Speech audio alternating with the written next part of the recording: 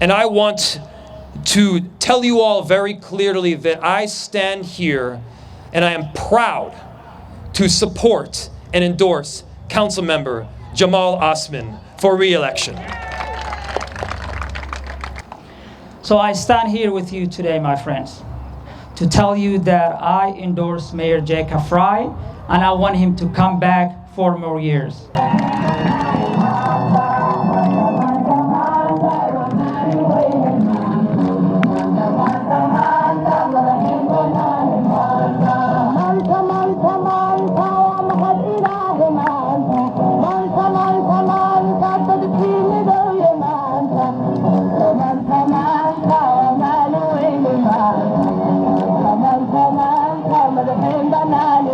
mudanayaal iyo marweyn akhyaarta sharafta leh ee maanta isugu timi kulankan macnaha weyn ugu fadhiya dadka Soomaaliyeed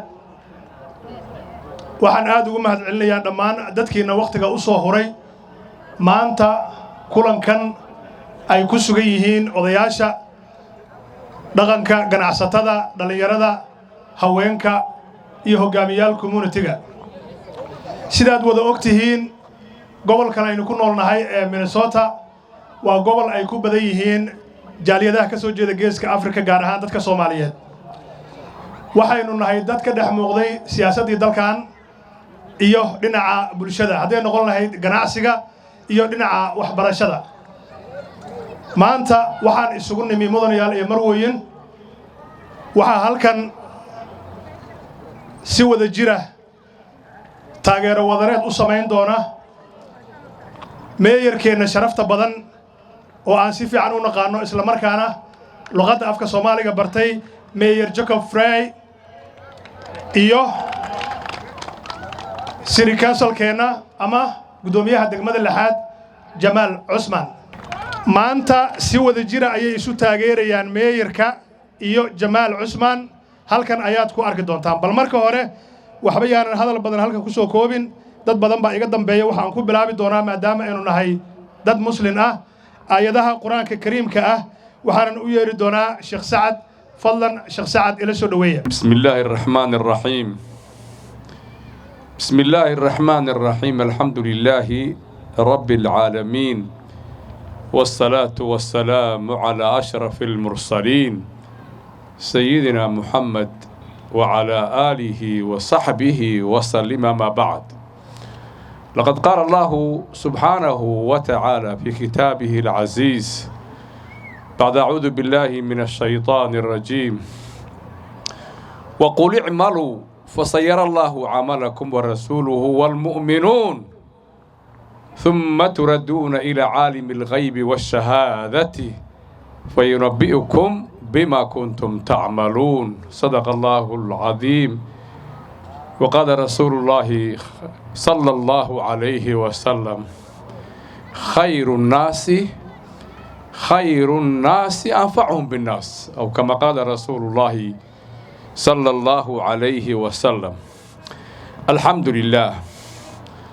الحمد لله ولا ليال marka ugu horeysay Ilaahay baa mahad leh dadkiina sharafta maaragtay xafladan qaaliga ay isugu yimideen maayirka Frey iyo yani Jamaal Osman aad ku taageeraysaan iyo wixii wanaagsan oo dhan de fariin baan u dhiibaynaa marka iyaga waa la idin dooranayaa dadka waa soo baxeen waa la idin dooranayaa waxaad sameysaan maaragtay idinkuna nabadgelyada iyo wada noolaashaha iyo midnimada ka shaqeeya min degmo ila gobol ila maaragtay dalka oo dhan ila caalamka oo dhan way horumarku degaan buu ka bilaama degaankaasi marka degaan buu ku xidhmaa degaan kale marka haduu hagu hagaago inta kale hagaagaysa saasaynu waxaynu leenahay yani maaragtay peace in laga shaqeeyo peace justice unity and coexistence balka warrama walaalayaal aad iyo aad ayaan ugu faraxsanahay runtii waana inuu ka mahad celinaynaa waqtigiina qaaliga ah oo aad maaragtay maanta aad la soo qaybsateen walaalihiina halkaan maaragtay doorashada ku jira oo maaragtay inay ka baahan taageerada iyo codka runtii waa soo gaabinayaa hal la gaabiyaa la yiri munaasabadda inkasta uu horay u sheegay cawil munaasabadan waxay ku saabsan tahay istaageeridda ama endorsementiga Jamaal iyo maaragtay maayarkeena Jamaal oo ah city council ka maaragtay iyo Frey oo ah maaragtay maayarkeena run ahaantii waxyaalaha ugu waaweyn oo isoo kiciyay muddo 2 sano iyo bar ma imaan shir mana ka qudbaynin maanta waa munaasabad aad iyo aad u qiimo badan waa munaasabad naga mutaysatay inaan taageerno waxaa maanta maaragtay endorsement isiinaya Jamaal iyo maaragtay Frey runtii waxyaalaha marka waa ku soo noqonaya igu weyn arrintan inaan ka qayb qaato oo istaago waxaana marnaba aan ilaawi karinin magaaladeena waagi dhaweeto markay dhibaatadu ka dhacday oo sida xun maaragtay magaaladu u olashay oo loo baabi'iyay Frey iyo maaragtay Jamaal waxay ahaayeen dadkii u istaagay waxaan xasuustaa anoo guriga ka bixin 24 hours waxaan ku dhaganaa meediyahan la socday dadkaas habeen iyo maalin ma seexan jirin mudane Frey ku soo dhawow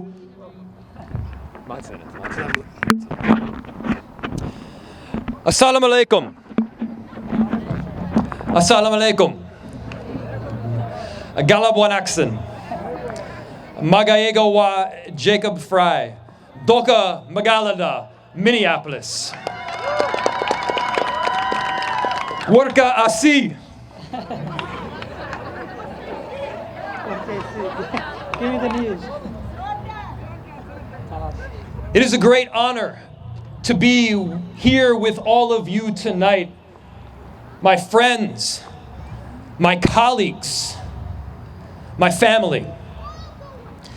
From the very first moment that I set foot in Minneapolis, there was one community that embraced me, that worked with us, that were our friends through and through, and that was the Somali community.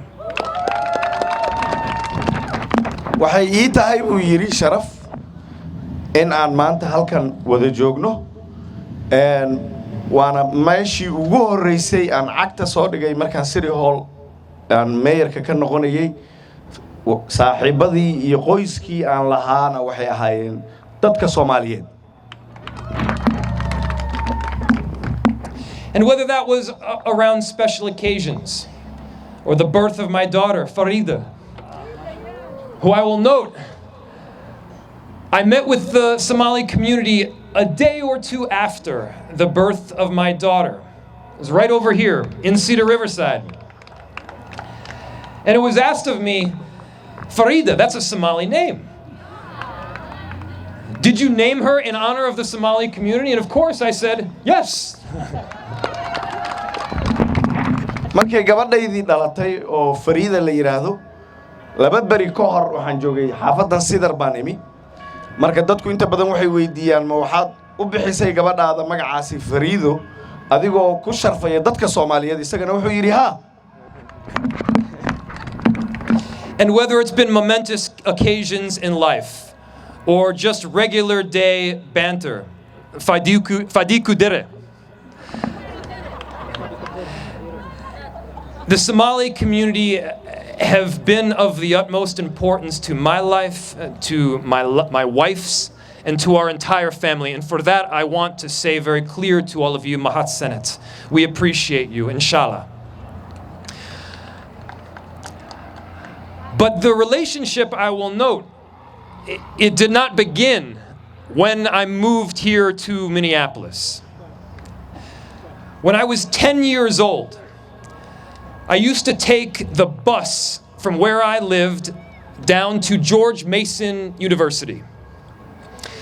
And do you know of the world-class champion Somali who went to George Mason University? His name is Abdi Bile, and he is here with us today. marka ugu horeysa ma aysan bilaaban xiriirka Soomaalida iyo aniga naga dhaxeeyay markaan Minneapolis imid xiriirka Soomaalida wuxuu bilowday isagoo cunug yar ah ee markaasi gobol kala deganaa baska u qaadanayay jaamacadda la yiraahdo George Mason halkaasi uu dhiganayay nin iconic ahaayo Soomaalida markaa ku weynaa magaciisa la yiraahdo Cabdi Bile oo haddan halkan nala jooga. And I remember running alone down the trail when suddenly up ahead I saw this very tall, dark, lanky figure coming towards me. And suddenly I realized, oh my goodness, that is the world champion, Abdi Bile. And if I did not take this opportunity to turn around and run alongside him, I would never forgive myself. waxay bilaabatay anigoo tareenka si raacay dhinaca magaalada ayaan waxaan arkay qof dheer oo luga dhaadheer oo madow oo aan markaasi siri oo world champion ka markaasi qaaday marka maanta ma naftayda ma cafin lahayn hadaanan markaasi ka degi lahayn oo isaga aan la kulmi lahayn. And so it was the two of us alone on the trail. And he put his, at the time, very large hand on my 10-year-old shoulder. And he said to me, Jacob, it is not important how fast you go. It is only important that you go with purpose. wuxuu yiri de markaanu kulanay anigoo 10 sano jiro oo de aadna u gaaban markuu gacanta saa ii saaray de waxyaabuhu kula hadlay oo kula dardaarmay baa waxa kamid ah Jacobow sida adigu aad u fudfududahay ama u firfircoon tahay ma ahane waa ujeedada hadba aan leedahay ayaa mataqaanaa guushu keenaysa ma aha sida u firfircoon tahay sida u dheer tahay sida u gaaban tahay toona. And at first I thought that this was some famous Somali proverb, wabalayiri. But then slowly, as I got to know him, you realize that he just talks like that all of the time. Now fast forward almost 30 years. I got a call from Mr. Abdi Bile. And he mentioned that he would be out in Minneapolis and that we should go for a run together and get a cup of coffee. But today is about more than the relationship that we have had. Today is also about the direction forward and charting a clear course. Today is also about unity. Today is about uniting our Somali community, uniting the entire city of Minneapolis around one cause, one vision. And I want to tell you all very clearly that I stand here and I am proud to support and endorse Councilmember Jamaal Osman for re-election. Councilmember Jamaal Osman is and will be a partner. He is and will be a friend. He is someone that we can work together to see progress for our Somali community and for our entire city. marka maanta waxaan halkan u joogno waxa weeye in aynu ka shaqeyno sidaynu u midayn lahayn dadka degan degmadeena iyo xaafadeena iyo maxaan ku yiraahdaa guud ahaan magaalada oo dhan oo aan ku midayn lahayn hal ujeedo marka waxaan rabaa maanta inaan u yiri mayorku inaan halkan idinkugu xaqiijiyo idin sheego inaan maanta halkan u taaganahay in aan taageero council memberkeena Jamaal Osman oo markasta ii ahaa saaxiibna ii sii noqon doona inaan maanta halkan ku taageero. So in conclusion, Mahad Senate, thank you so much for your support. Thank you for your guidance. Mahad Senate for your friendship. We are a team. We are a community. We are a family, and together we will win.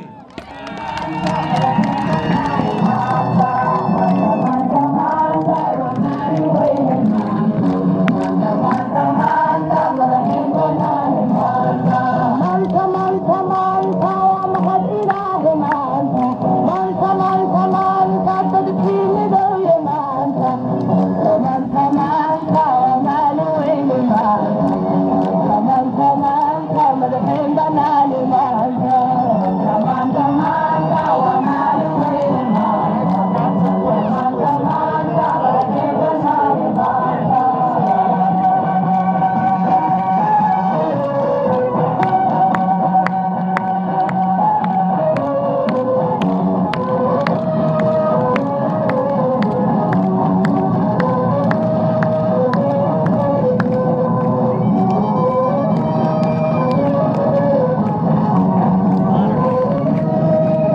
Assalamu alaikum wa rahmatullahi wa barakatuh. I will be speaking English and Somali, so please wait for my Somali translation also. I stand here with you today to let you know that 12 months ago, in August 12 months ago, we were here celebrating victory. I do want to take the time to thank all my volunteers, everyone who has worked in our campaign, who wants to move forward for East African Ward 6 residents. I want to thank all of you.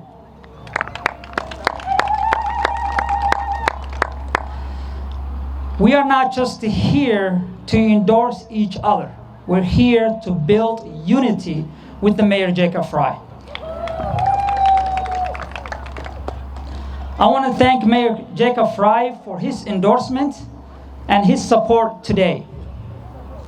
12 months ago, when I got to the City Hall, no one was at the City Hall. Everyone was working at home because of the pandemic. Our city went through the biggest challenge in Minneapolis history. The murder of George Floyd, the civil unrest, everything that went wrong, we had a leader who stand up, who was with us, who saved our city from that. There are many challenges the City Hall, but Mayor Frey has been a great leader. When I got there, he was the one that welcomed me. He was the one on the phone telling me that I'm welcome here, telling me that he's the mayor for not just all Minneapolis, but the East African mayor. He's proud to say that. He has supported me for the process of learning the City Hall. When I needed guidance, when I needed virtual, making sure that I am getting resource and passing policies that will affect our community. He has been there on the phone with me. He's not just my mayor, he's also my friend.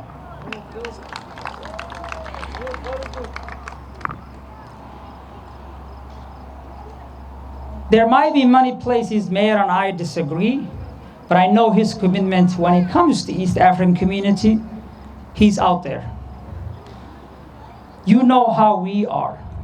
We have parties, we have get-together. Every Somali elderly, every Somali community calls me, and you know what they tell me? Jamaal, come to our party, bring Mayor Jacob Frey. But every time I got on the phone with him, he has been there. He has been there showing up everywhere in the community that community meets.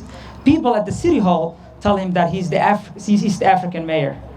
They joke about that, and this is something that personal to me and personal to all of us.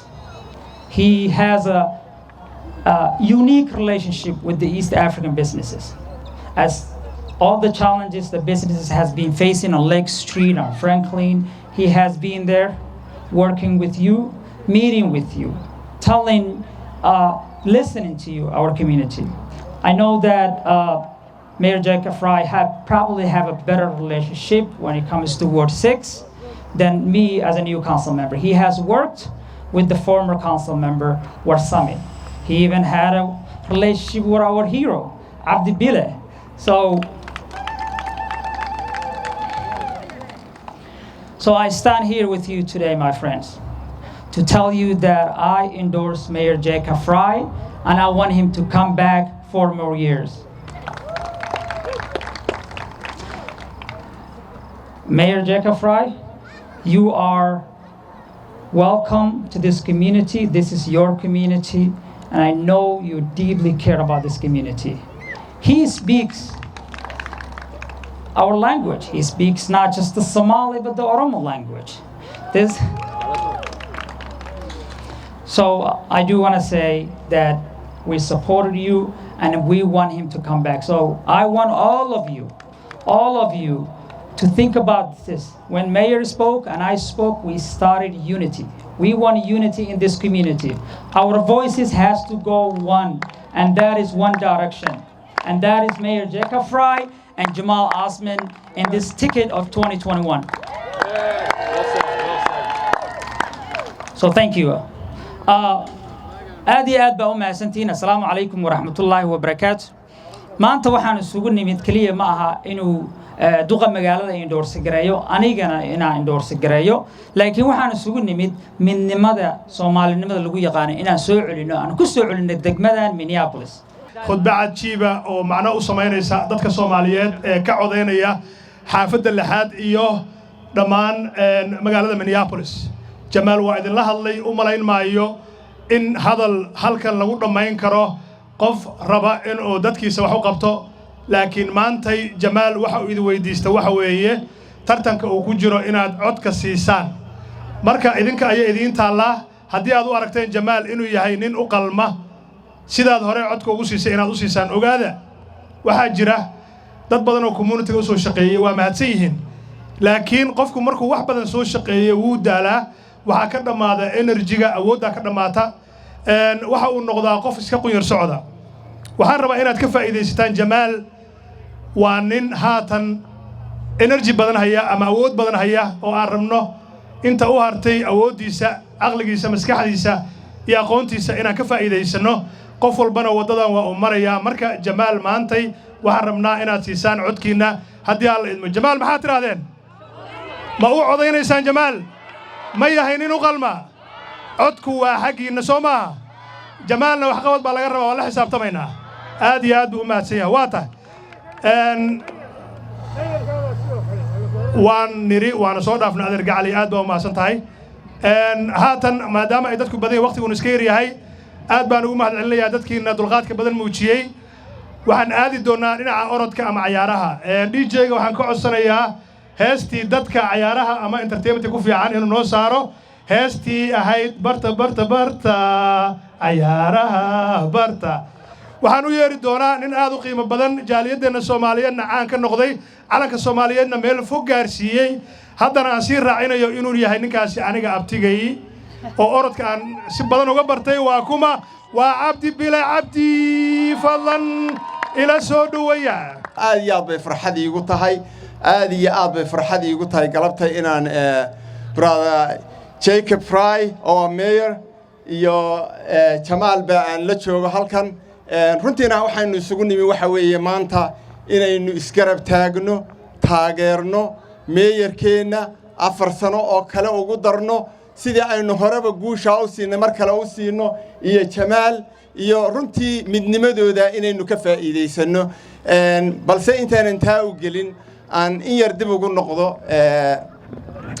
mayorku isaga inoo sheegay oo ku dheeraan maayo waqtigaanu isbarannay 30 sano iyo ka hor. da'duun bay xoogay taabanaysaa waan u malaynayaa, laakiin haddii weli la tugtug leeyahay alxamdulillah ma sha Allah. runtii waxa weeye Mayor Jacob Frey annagu waxaanu isbarannay waqtigaas 30 sano ka hora, isagoo 10 jira. waqtigaasaanu wada ordaynay, waqtigaasaanu saaxiib ahayn, waqtigaasuu Soomaali yiqiin, waqtigaas xiriirkii ka soo bilaabmay ayuun baana maanta halkaa maraya. marka runtii imaatikaygii magaaladana siduu idinku sheegay ilaahay ka sokow isaga u sabab ahaa. markii aanu isu nimi isaga ayay ka timi. anigu interest-waan muujiyey inaan jeclaystay ani magaaladan way ka dhacaysaa. community aad u ballaaran oo qiimo badan baa noo jooga. waan danaynayaa, laakiin runtii geesinimada iyo go'aanka iyo dhiirigelinta iyo ka dhabaynta intaba isaga qaatay oo yiri dadka qiimaha leh ee Soomaalida ahi inay magaalada iyada yimaadaan ku soo bataan. aanuna community-ga ugu wanaagsan noqono qurba joogi meel ay joogtaba Soomaalida kuwa ugu wanaagsan anaa jecel. marka sidaas ayaad magaalada ku imanaysaa. sidii baana ku imi. programmaanu samaynay meesha loo bedaan u shaqeeyo. iminka 9 group ayaan tababaraa. ma doonayno waxa weeye hadafkii iyo aragtidii aanu mayorka wada qaadanay inay noqoto mid khasaarta. 9 group ee aan tababaro ciyaalku waxay ka bilaabmaan 6 jir ilaa 12 jir, 12 jir ilaa iyo shan iyo toban jir 16 jir ilaa 20 jir iyo kuwa college iyo u orda ee dugsiyada sare oo sanadkan kuwa badan ay guulihii state-ka ciyaarihii qaadeen kuwa ka sii sareeyo insha Allah Olympic tagi doono aad arki doontaan inta marka laga gudbo dadka waaweyn ba iyaguna jira